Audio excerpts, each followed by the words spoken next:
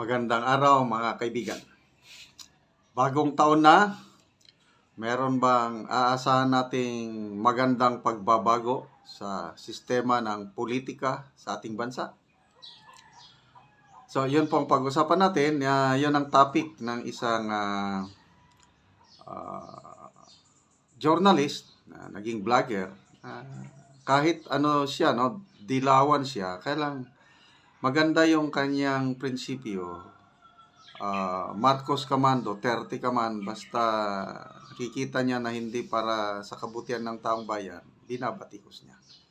So, ito, i-share ko sa inyo yung mga komentaris niya tungkol sa Pangulong Marcos Jr. na tinawag niyang weak leader. Tapos, ang mga kongresista, ang mga senador, pinupuna niya itong ipinasa nilang national budget for 2025. So, pakinggan natin si Christian Esguerra.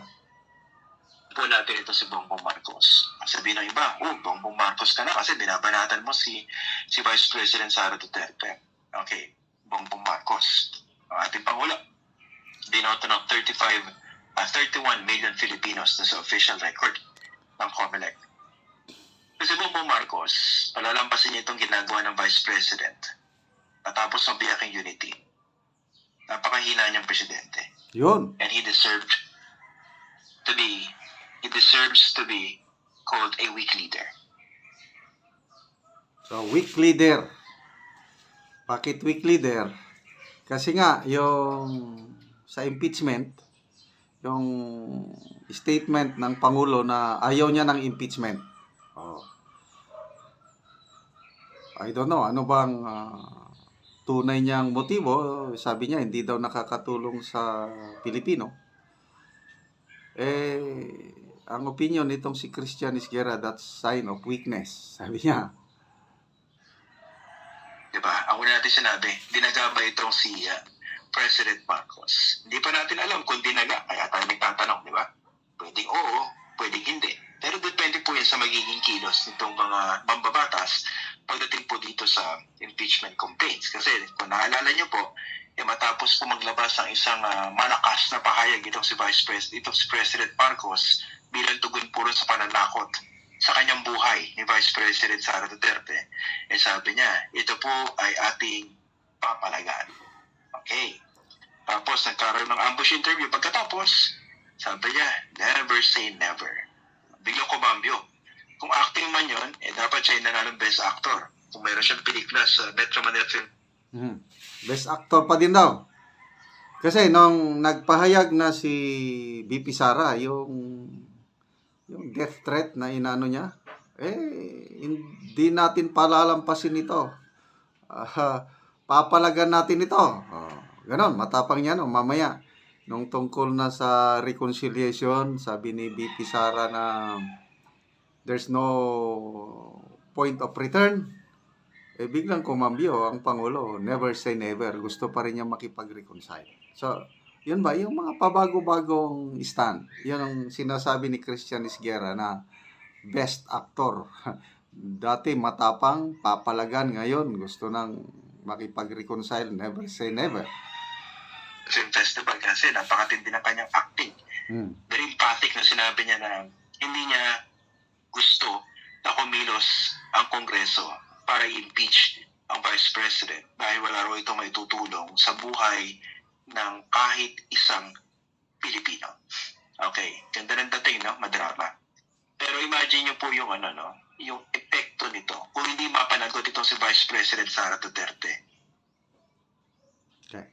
At 50 plus. So, kailangan natin ng mga ganito. Marcos, siya mismo binebetray niya yung mga ordinaryong Pilipino na hanggang ngayon ay wala pang kasagutan na nakukuha pagdating puro sa limpak-limpak na pondo. Yun na, budget. Tinatawag po na confidential fund na hindi o ayaw ipaliwanag ng Vice President. Dinadaan sa drama, dinadaan sa propaganda. Okay. Idikit naman po natin itong issue dito sa tinatawag na controversy dito sa national budget. Nasa 6.326 trillion po pinag-uusapan natin dito. Ito po yung pondo ng ating bayan, ng ating bansa, na iba't ibang ahensya ng gobyerno dito sa kasalukuyang taon 2025. Si President Marcos, medyo nagdrama pa, di ba? Drama na naman.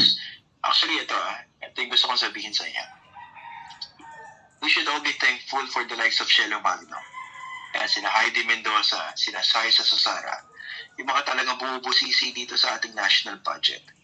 Dahil ako mismo dati, matagal ko na po tinututukan yung national budget natin. Pero ngayon, tingin ko mas matindi yung yung outrage ng mga ordinaryong Pilipino pagdating dito sa pambabalahura ng ating mga politiko dito po sa ating national budget. At yung pag dito ng ilang provision, ilang line items ni President Marcos doon po sa lumabas na version sa Bicameral Conference Committee, hindi po necessarily naayos yung budget. Dahil nandun pa rin po yung hitik, nagtatabaan na insertions at pork barrel itong mga magagaling nating mga mambabatas. Nandun pa rin po yung AKAP budget, project ni Ferdinand Martin Romualdez na 26 billion. Binawasan pa rin po yung 4-piece conditional cash transfer natin na matagal na pong umiiral. Panahon pa po ni Gloria Macapagal Arroyo. Binawasan po ng 50 billion. Tapos ang nalagyan ng 26 billion ay yung AKAP project na, of course, ang may pasimuno si Speaker Ferdinand Martin Romualdez. Ayun, sinasabi nila, medyo hinihilot nila. Sinasabi, mas magkakaroon tayo ng mga kondisyon at patakaran sa kung sino po yung makatatanggap nitong 26 billion na ito. Bakit ngayon lang? Okay? Pero po natin yung pinag-uusapan dito.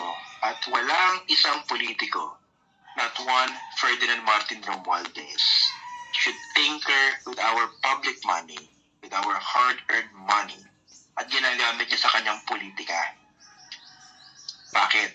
Sa AKAP siya yung bida eh. Sa AKAP ang bida yung mga kongresista na merong parang kapangyarihan na magsabi kung sino yung makatatanggap nitong AKAP. Ayun yung mga magagaling natin mga senador, una ayaw, pagkatapos ng BICAM, okay na kami. Kasi meron na rin silang say doon sa AKAP. Akapalan na. Kung sa tingin nyo, matino yung ating mga senador kumpara sa mga kongresista, case-to-case basis. No? Okay. Ano ba ang framing ko dito sa ating diskusyon? Sa pagkakabiyak ng unity. It's a battle between bad and evil. At mismo si Harry Roque na naman po yung doon sa isang nagkaroon slip of the tongue yung kanyang mga tagasunod, di ba? Sabi niya, pwersa ng kadiliman at pwersa ng kasamaan. Talaga yung katotohanan finds a way to come out. At lumabas yun doon sa very short video clip na yun ni Harry Roque. Shoutout nga pala, Harry Roque. Nasa na po ba kayo ngayon? Nagtatago pa po yata si Harry Roque at hinahanap pa siya ng mga kongresista. Okay.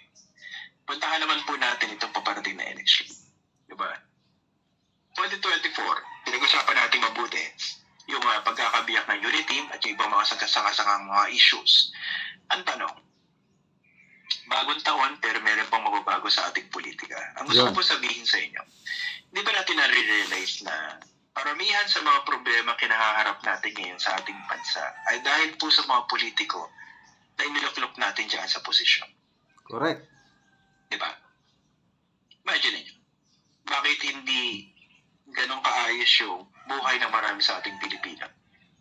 Isa po sa mga dahilan ay dun po sa yung po mga leader na mga iniluklok po natin. Of course, pinag-uusapan natin dito systemic problems, structural problems, problema sa ating struktura pagdating sa ating ekonomiya, yung kahinaan ng ating manufacturing sector, yung kahinaan ng ating agriculture sector. Pero malaking bahagi po ng problema, alam nyo kung sino? Yung mga politiko. Bakit ko po binabanggit ito? Kasi po sa May 12, 2025, whether you like it or not, kahit alam natin na yung sistema ng ating eleksyon ay pabor sa mga may pera, sa mga sikat, kahit bobo, meron pa rin po tayong pagkakataon na bumoto ng tama. Correct. At kahit pa paano siguro, kung bumoto tayo ng tama at yung mananalo ay medyo patino, kahit hindi naman yung 12 na mananalong senador ay lahat matino, kung makapagsingit man lang siguro tayo ng isa, dalawa, baka kahit paano makatulong sa pagbabago ng ating sistema. Isustama na pinag-uusapan natin to. So, anong masasabi nyo doon sa kanyang point of view na ang isang malaking dahilan bakit hindi tayo umuulan dahil sa mga leaders natin, political leaders na ibinoboto ng taong bayan. Malaking factor yun. Kailangan natin bumoto ng